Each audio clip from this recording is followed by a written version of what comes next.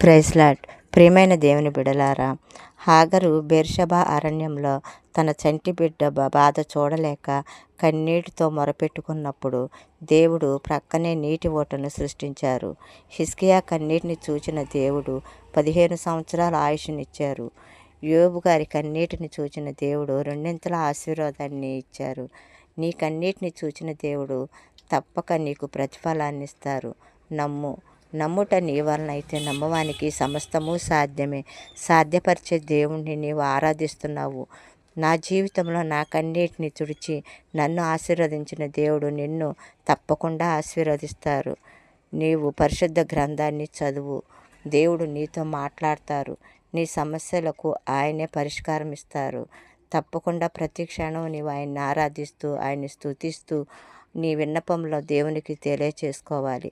అప్పుడు చూస్తున్న దేవుడు